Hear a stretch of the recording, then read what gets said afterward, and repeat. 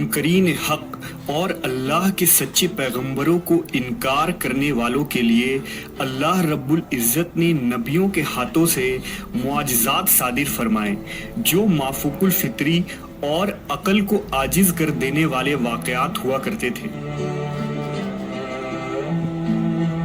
تاکہ انہیں دیکھ کر کفار و مشرکین کو عقل آ جائے اور وہ اللہ کے بھیجے ہوئے رسولوں پر ایمان لے آئیں۔ یہ معجزات ان کے لیے اتمام حجت تھی، جس کے بعد حق سے منہ موڑنے کی کوئی گنجائش باقی نہ رہتی تھی۔ پیغمبر اسلام حضرت محمد صلی اللہ علیہ وسلم کے ہاتھوں سے بھی بے شمار معجزات صادر ہوئے۔ یہ معجزات فقط انبیاء کرام کے ساتھ مخصوص نہ تھی، بلکہ آپ کے اصحاب اور ائمہ اہل بیت کو بھی جن عظیم کاموں کے لیے چنا گیا تھا، اس میں معجزات و کرامات کا لازمی دخل تھا جو انہیں اللہ رب العزت کی طرف سے عطا کی گئی تھی۔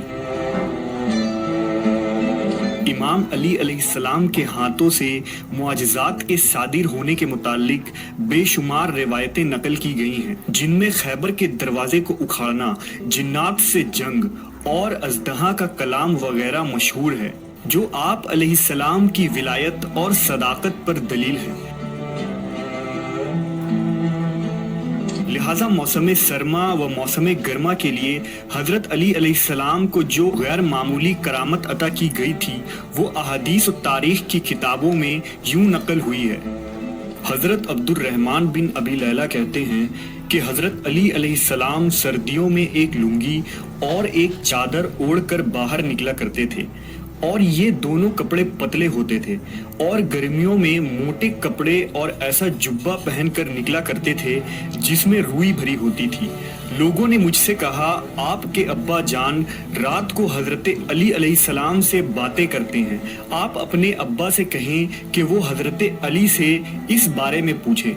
میں نے اپنے والد سے کہا، لوگوں نے امیر المومنین کا ایک کام دیکھا ہے جس سے وہ حیران ہیں۔ میرے والد نے کہا، وہ کیا ہے؟ میں نے کہا، وہ سخت گرمی میں روئی والے جبے اور موٹے کپڑوں میں باہر آتے ہیں اور انہیں گرمی کی کوئی پرواہ نہیں ہوتی، اور سخت سردی میں پتلے کپڑوں میں باہر آتے ہیں، نہ انہیں سردی کی کوئی پرواہ ہوتی ہے اور نہ وہ سردی سے بچنے کی کوشش کرتے ہیں۔ تو کیا آپ نے ان سے اس بارے میں کچھ سنا ہے؟ لوگوں نے مجھ سے کہا کہ جب آپ رات کو ان سے باتیں کریں تو یہ بات بھی ان سے پوچھ لیں۔ لہذا رات کو میرے والد حضرت علی کے پاس گئے تو ان سے کہا، اے امیر المومنین، لوگ آپ سے ایک چیز کے بارے میں پوچھنا چاہتے ہیں۔ حضرت علی نے کہا، وہ کیا ہے؟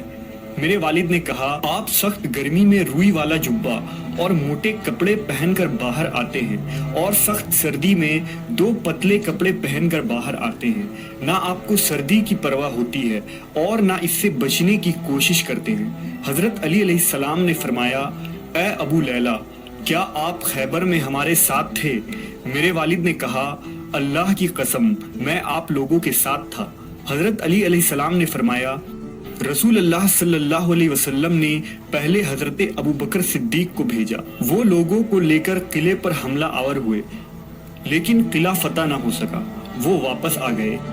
نبی صلی اللہ علیہ وسلم نے پھر حضرت عمر کو بھیجا، وہ لوگوں کو لے کر حملہ آور ہوئے، لیکن قلعہ فتح نہ ہو سکا، وہ بھی واپس آ گئے۔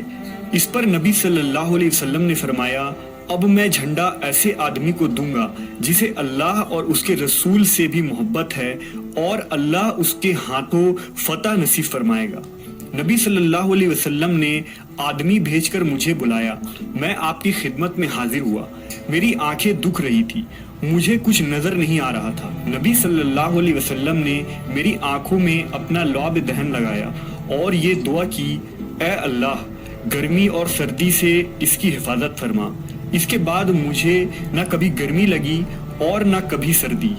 اس ذات کی قسم جس نے محمد کو حق دے کر بھیجا ہے، اس کے بعد آج تک گرمی اور سردی نے